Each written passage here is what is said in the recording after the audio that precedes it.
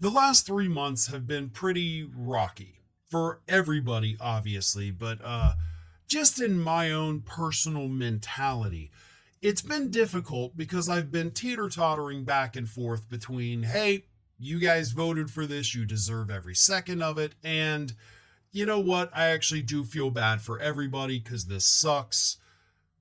But here is a story that really makes me just go very heavy on the you deserve this, and I kind of hope it happens even worse.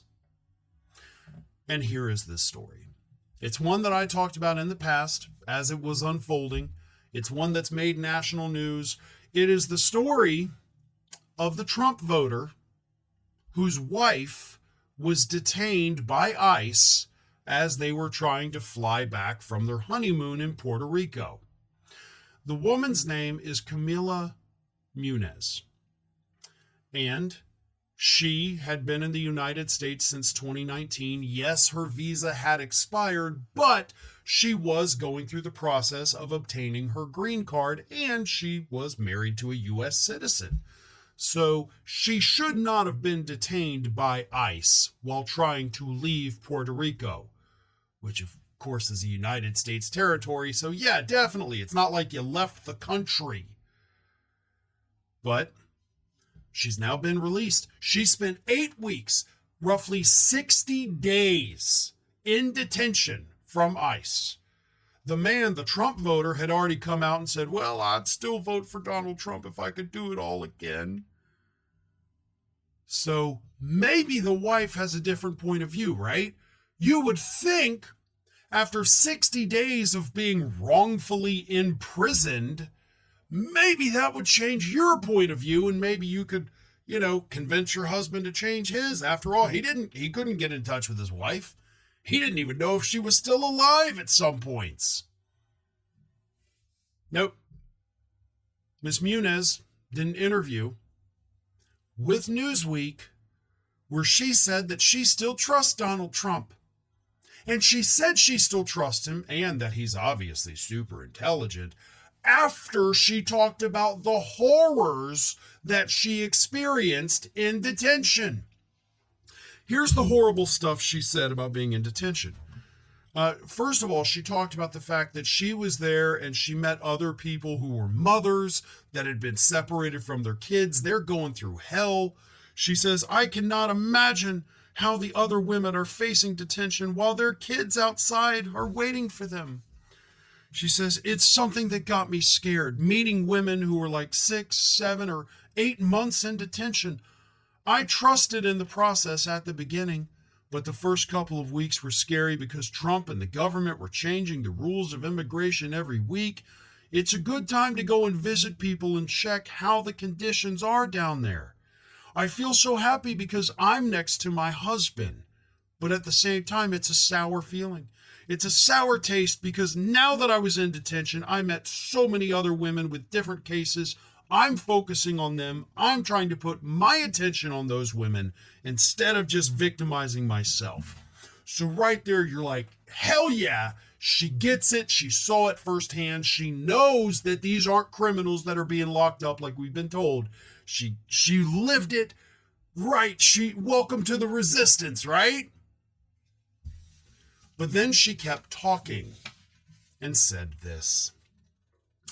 Talking about Trump, she said, he's like one of the most intelligent people in America. We can tell because of all his good business and all the achievements that he has. I'm pretty sure he's smart and knows what he's doing.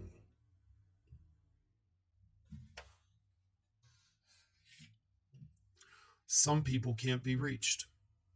There are some people so ingrained in the MAGA cult that there is nothing that could happen to them that will make them question for a second what this madman in the Oval Office is doing. And this is one of those people.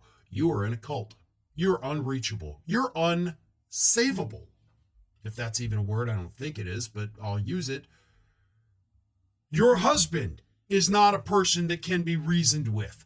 You lived it. You're sitting there telling them how horrible it is, how horrible the administration is, And then you're like, but the dude's like super fucking smart, right? Like he's done a lot with, he's bankrupted more businesses than he's had be successful. And the Trump organization that was successful, turns out it was because it was built on nothing but fraud. So no, he's not super intelligent. And for the record, I am sick and tired of people thinking that just because somebody has a lot of money, obviously they're intelligent. Look at Elon Musk. Guy is dumb as a box of hammers and has more money than anybody in the history of humanity. You don't have to be smart to have money. You don't have to, you could be smart and be dead broke. Intelligence has nothing to do with your earning capacity. And it's time to get that stupid thought out of our heads. But having lived through that experience, being wrongfully incarcerated for 2 months, she even talked about the fact that the judicial system was letting her down. There's such a backlog of everything. And to still come out of that and say, I trust this man. No. You're in a cult, and there are some people that we absolutely cannot reach. They have been personally affected by this. Their lives have been upended because of this, and they still stand by him. And at that point, you deserve all of the misfortunes that you get as a result of it. You had your chance to open your eyes, and you made the choice to stay in the cult. Whatever happens from this point forward, you deserve it.